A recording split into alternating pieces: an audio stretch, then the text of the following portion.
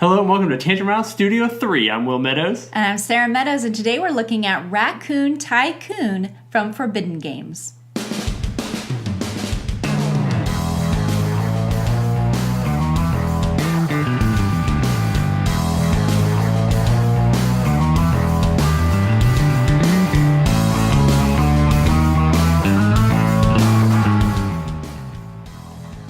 Raccoon Tycoon is a 2 to 5 player set collection and bidding game. It's from designer Glenn Drover and is beautifully illustrated by Annie Stagg-Gerard. Let's take a look at the game. In the game, players are attempting to build a railroad empire by collecting and selling resources and purchasing rail lines. At the beginning of the game, players are given $10 and at least one starting resource. On their turn, players have 5 options to choose from. They can purchase buildings, which will grant them extra resources during the game. They can play a production card, which allows them to collect resource tokens shown on the bottom of the card and simultaneously increase the price of commodities in the market. Players can also sell commodities they have collected for whatever the current market price is. Players can exchange commodities for town cards. And then players can also initiate bids on the railroad cards. These cards increase in value as you collect sets of them, and your town cards give you bonus points for every pair you can create. Players take one of these actions on their turn, and the game is played until either all the railroad deck is finished or the town deck is depleted. Then players tally their scores, and the player to have amassed the most points is the Tycoon of Astoria. And that's the basic gist to the game. There's really only those 5 actions that you can choose from, but picking when to take each one of those actions is really kind of the key to playing the game well. Yeah, I enjoyed the bidding mechanic for the railroad.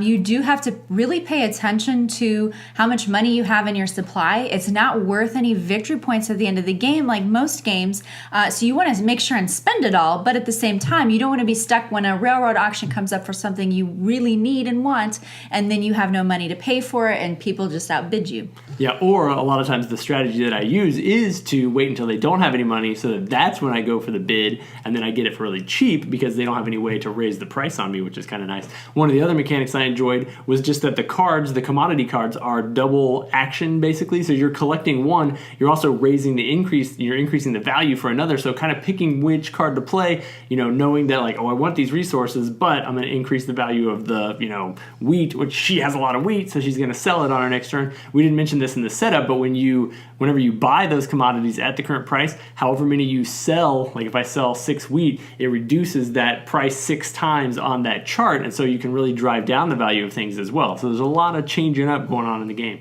Yeah, I enjoyed the artwork for this game. It's got a really nice storybook illustration feel. There's a lot of attention to detail, and it's very fanciful, fun artwork.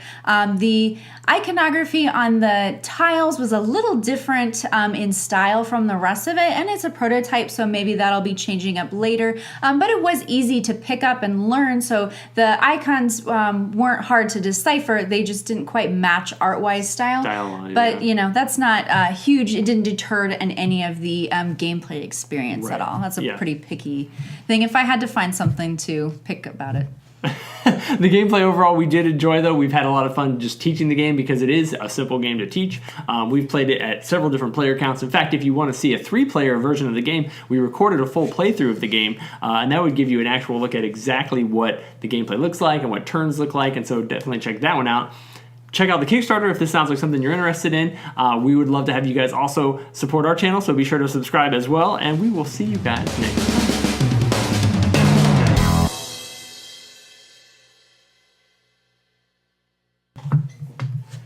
Today we're tycooning it up. And the player to have amassed the most points is the Tycoon.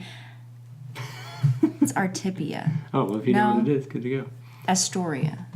It's Astoria. Mm-hmm. Okay. And the player to have amassed the most points is the Tycoon of Astoria, or whatever it's called. You don't have to read it word for word. Just I didn't realize that the parentheses was made up junk you added. It's Astoria. I did remember. You did, but you didn't say it. Okay. Let me correct it for you. There we go. All right. All right.